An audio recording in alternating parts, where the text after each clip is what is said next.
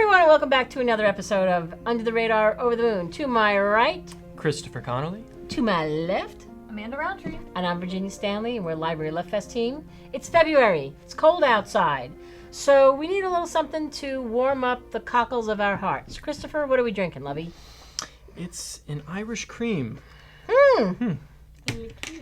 Liqueur. Yes, liqueur. Well, it's a chocolatey substance. We did so much, too. All right. Well, here's to February, the month of love. Wishing you and yours a happy one. Ka-ching. Ka-ching. I'll be talking about She Rides Shotgun by Jordan Harper. Harper is a TV writer, has previous writing experience, and it really shows in this kind of stylish, cinematic crime thriller that follows this ex-con and his brilliant and brilliantly strange 11-year-old daughter as they take a road trip. Not just any road trip, not just a father-daughter road trip. This is one that their lives depend on. There is a death contract out on this ex-con. This white supremacist group thinks that he killed kind of the leader's brother. They've already taken out his ex-wife and the mother of this young daughter. And so they're running for their lives. They're robbing all these hot spots for this white supremacist group, hoping to kind of even the odds so that they'll take this contract off their heads. So again, this really cool road trip through kind of the West Coast. It's beautiful and thrilling, and you watch these two develop this really awkward initially relationship. The daughter is the star of this show. She's, again, brilliant. She sees things a little differently. They hint at the beginning that she has kind of a genius IQ, and so you're witnessing really, this is a very violent, action-packed story, but you're witnessing a good portion of it through her eyes. And she starts to like it a little bit, which makes it even extra interesting. Your heart's kind of in your throat the entire time. You're so scared for her, but they take it in their hands, and you watch this duo kind of take back their lives in the midst of this very huge threat by this white supremacist group. The heightened reality and the hard-hitting twists are really reminiscent of Robin Wasserman's Girls on Fire, which I loved. I actually spoke about that in a previous episode way back when. Actually, I think it was 1 year today. What? Yeah, it was a Valentine's episode. No. Yes, totally was. Oh yes. My God. So here we are. I'll go next. I'm going to talk about The Lost Ones by Sheena Kamal. This is a debut psychological suspense novel about a woman named Nora who gave up her child literally right after she was born, 15 years before the events of the novel. But she is approached by the child's adoptive parents, and the child has gone missing, and the police won't search for her. She was labeled as, a runaway, and they won't do anything. They're very dismissive of it. So Nora is reluctantly drawn into that search. She actually works for a team of private eyes, so she has a little bit of skills that she's picked up along the way. But she really knows what happens to the people who gets lost in the system. So she really is this survivor in every sense of the word. She has this very tough exterior, but some people still manage to kind of creep into her heart, and it was just fascinating watching her try and relate to everybody around her. This book is a little dark. It's not, a very fun mother-daughter tale with a happy ending, but you will really find yourself rooting for Nora. She is the core of this book. She's super flawed, but she's relentless and fearless, and a lot of people have been comparing her to Stieg Larsson's Lisbeth Salander. So I thought she was really unique, and she's tough, but I loved her story, and I really enjoyed the Canadian setting. It's set in Vancouver and kind of in the wild mountains of Canada, which I thought was really unique, and how that setting has a lot of different perspectives and history that comes from living in that area. So I really cannot wait to hear more of Nora's story. Definitely, I hope you check it out and let me know what you think. The book I'm going to be talking about is Erotic Stories for Punjabi Widows by Balli, Kaur, Jaswal. This is a very lively and sexy and thought-provoking East meets West story about community, friendship, and women's lives of all ages. So we meet this woman, Nikki, who is a modern, young Punjabi woman who is living in cosmopolitan London. And she works at a local pub, but when her father dies and the family needs more money, she was a law school dropout. She decides to take on try and get some extra money by teaching creative writing at a community center that's sort of like the beating heart in London of this close-knit Punjabi community. And her idea is that she's going to teach creative writing. But there is a communication error, and it turns out that the women who show up there are learning, they don't know how to write at all. So they literally are not holding the pen correctly. So now she has to start all over, but that's not what she signed up to do.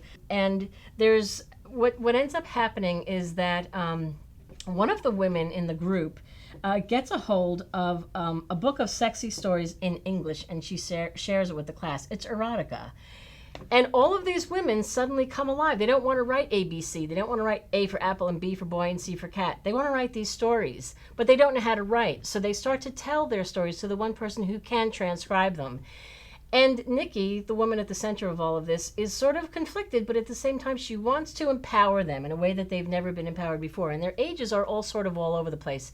They're widows, but some of them are as young as, a little bit late 20s and then much, much older. And so she shares now these stories, and what she's going to do is she has an idea to anthologize this erotica that these women are creating in their heads, their fantasies. They've been repressed for so long that now they feel like they can say all these things, which is really taboo outside of that classroom. So that's the idea of that story. And there's also a bit of a whodunit in this as a sub-story too. Anyway, it's a really captivating story. I really, really liked it. The writing is beautiful. It's a clash of English and Indian cultures, but in a very positive and insightful way. You're going to hear a lot about this book. That's Erotic Stories for Punjabi Widows by Balli, Kaur, Jaswal. I'll be talking about Black Mad Wheel by Josh Malerman, author of Bird Box, which was a library reads pick, just a really loved take on the horror genre. I know, Amanda, you loved it. I loved it so much. And he continues the trend of really cool, twisty horror with an interesting kind of element to it, which in this case is sound.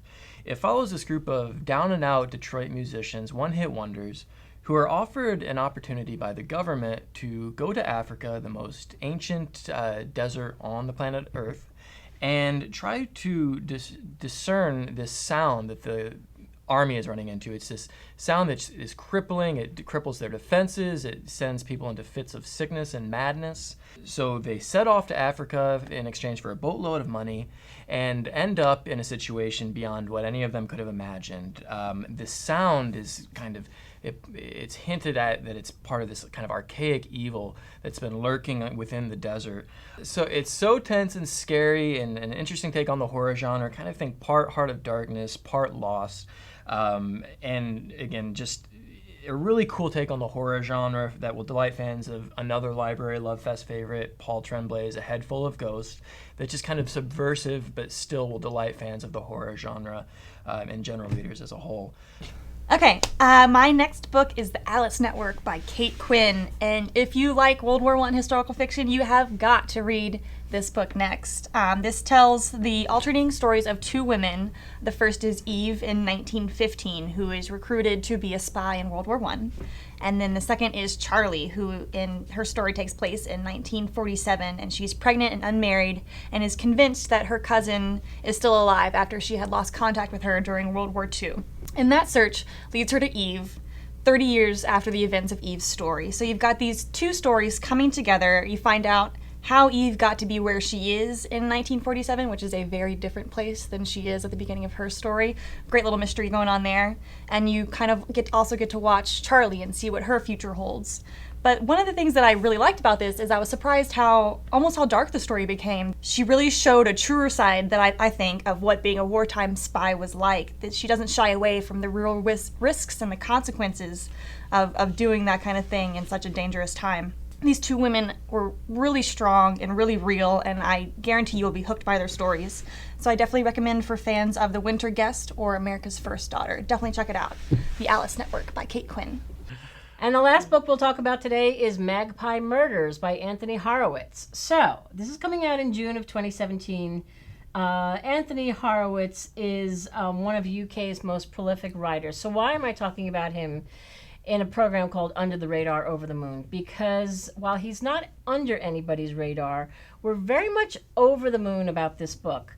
And in fact, it is the lead read for summer 2017. Lead read is an in-house campaign where we pick one book a season and put a lot of energy and muscle into it because we feel that it is a book that is far-reaching to a wide readership. And Magpie Murders is just that. It is sort of an homage to Agatha Christie in a way.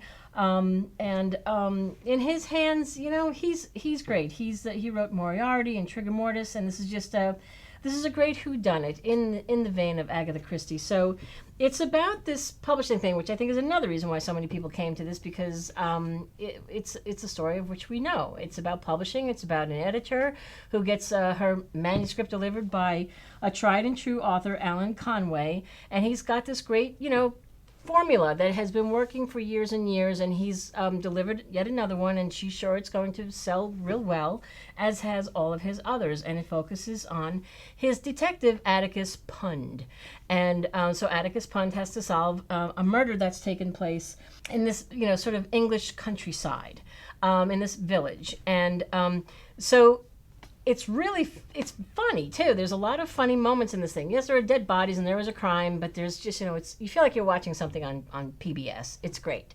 But the editor also feels that as she's reading the manuscript, something about it has her thinking that there might be something more to this than just fiction. She feels that hidden in the pages of this manuscript that there's another story underlying there, one that offers real-life jealousy and greed and ruthless emotion, ambition, and murder. So something is different about this manuscript, and she is going to get to the bottom of it, and the reader becomes a little bit of a detective too. So it's very, very smart writing.